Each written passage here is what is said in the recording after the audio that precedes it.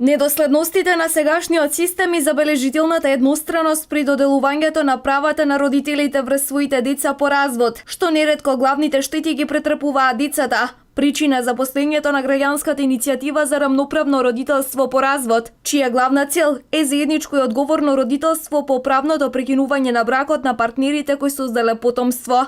Значи, детето ќе добие чувство на сигурност, дека е сакано од двете страни, дека може да се подпре на двата родителя, дека се тука тие за него, што впрочем и е така.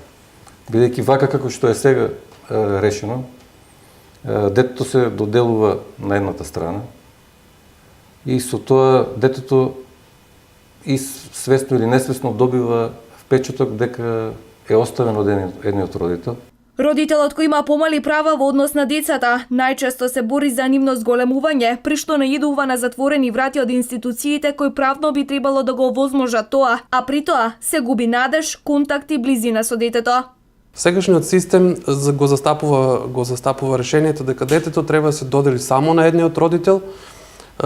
Сегашниот систем му дава ни широки, огромни овластувања на Центарот за социјални работи, додека судот е надлежен, во сегашниот систем судот е надлежен само во делот на издршката, одредување на делот на издршката и одредување на одлуката каде детето ќе биде доделено на чување, воспитување и делумно издржување. Сегашниот систем пропагира еден подобар родител, пропагира едночлено семејство, пропагира дека детето треба да биде само таму. Сегашниот систем носи едни конфликтни одлуки. Детето повеќе смета дека има само еден родител и дека не повеќе нема право да поминува и со двајцата родители, а до пред малку било детето си било во една фамилија. Од иницијативата истакнуваа дека Центарот за социјални работи во моментов има улога на ограничител, зашто родителот на кој не му е доделено детето има право да поминува со своето дете само неколку часа неделно. Кај фамилијата од албанска, ромска припадност, децата ги добиваат татковците, мајката нема право на децата, додека децата кај православните христијани, кај македонското население од македонска националност, децата во голем процент ги добиваат мајките, додека пак татковците се ограничени. Нас не е јасно зошто е тоа така, дали е еден културолошки мотив, дали е една дискриминација, дали е намерно или ненамерно, меѓутоа е факт. Друго нешто кое што е, улогата на таткото е многу променета во општеството. Неретко гледаме и татковци кои што дури и повеќе се грижат за своите деца, дури веќе не е табу тема да мажот и готви. Веќе не е табу тема да мажот го одгледува бебето, му дава млеко или му сменува пелени. Апсолутно не е ништо веќе, никаква табу тема.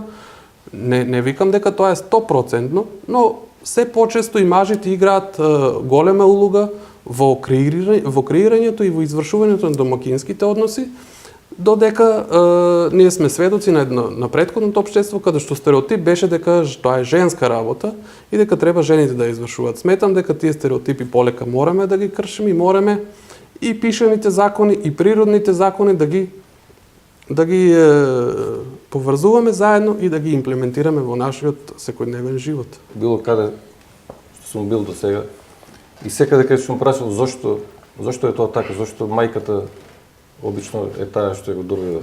Така. Никој не знае да го објасни. Едноставно тоа е некаква општо прифатена логика и така по инерција се турка толку години, никој не може да го објасни. Слабостите на сегашниот закон за семејство денес се особено изразени, зашто како што потврдуваат од иницијативата, улогата на родителите во семејството е променета со современиот начин на живот. Ако во годините наназад се знаеше дека мајката е таа што комплетно се грижи за децата, додека улогата на мажот е да обезбеди материјални средства за опстанок, денес имаме комплетна спротиставеност на овој сегмент од секојдневното живење. Сегашниот закон фаворизира дека другиот родител треба само да плаќа. Дека се одредуваат по некакви нејасни критериуми. И затоа во бракоразводната постапка имаме едни големи битки. Наместо родителите да продолжат да си се грижат за своето дете, сегашниот закон и систем му налага дека тие треба да влезат во едни конфликтни ситуации. Од иницијативата ги забележуваат многократните придобивки од заедничкото и одговорно родителство после бракот, зашто вреди да ја продолжат оваа започната битка во општеството. придобивките се. Децата нема да имаат никакви повеќе конфликтни ситуации. Ќе се минимизираат конфликтните ситуации. Децата ќе ги задржат и понатаму и двете фамилии кои што ги имале, и по татко, и по мајка. Децата понатаму нема да се доведени во никакви меѓусебни битки да одлучуваат или да решаваат или да поминуваат само со едниот родител. За децата придобивките се огромни, покажани и во праксата, подкрепени и од мислење на сите експерти, психолози и психијатри. Придобивките се исто така и за двајцата сопружници. Огромни се придобивките за сопружниците кои што се разведуваат. Како што кажав, тие нема да ја водат битката кој ќе го добие старателството. Нема да водат битка кој ќе плаќа, колку ќе плаќа. Ќе има конкретни решенија, ќе се знае, ќе си се реше во брза, кратка постапка.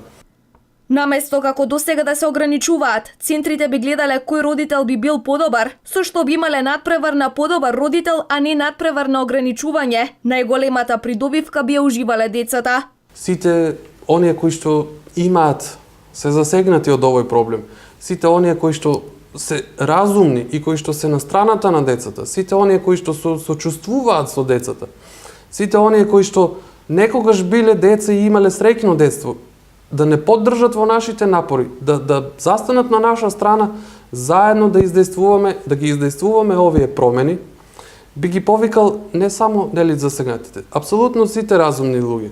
Како што кажав, нас може да не најдат најлесно на Facebook страната во нашата група и децата од разведени родители имаат право на двајца родители, или на нашата страна, на нашата Facebook страна Децата пред се.